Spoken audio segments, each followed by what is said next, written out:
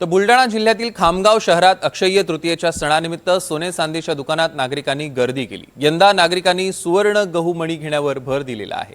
याचाही आढावा घेतलाय आमचे प्रतिनिधी अमोल सराफ यांनी। आज 3.5 मुहूर्तापैकी एक ज्याचं महत्त्व असते ते अक्षय तृतीया आहे। बुलढाणा जिल्ह्यातली रजत नगरी म्हणून ओळख असलेल्या खामगावचे आपण जे एक प्रसिद्ध असं जिथलं सुवर्ण मार्केट जे आहे, रजत मार्केट आहे, त्याच भागात आपण आलो आहोत। आपल्यासोबत बोलण्याकरता थेट इथले संचालक आहे सुनीलजी अग्रवाल। सांगा, आज अक्षय तृतीया आणि काय सगळे भाव आणि कसं सगळं आहे? आज अक्षय तृतीयेनिमित्त म्हणजे एक संधी म्हणून सोन्याचे भाव कमी झालेले आहेत, तर ग्राहकांनी निश्चित याचा लाभ घ्यावा।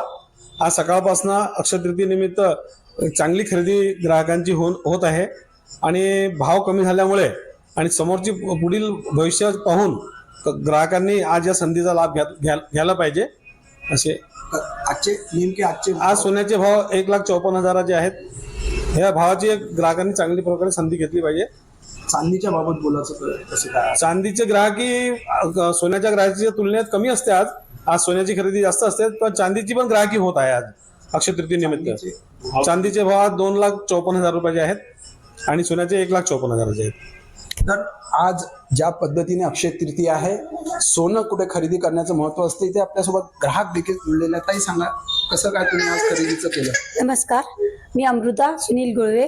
आज अक्षय तृतीया या निमित्ताने फुल ना फुलाची पाकळी म्हणून थोडंसं तरी सुवर्ण खरेदी करावं म्हणून आम्ही आमच्या कमाईतून थोडीशी जुळवाजुळव करून दरवर्षी अक्षय तृतीयेला थोडंसं 1 ग्राम तरी सोनं खरेदी करतो आणि त्यासाठी आम्ही अग्रवाल ज्वेलर्समध्येच येत असतो।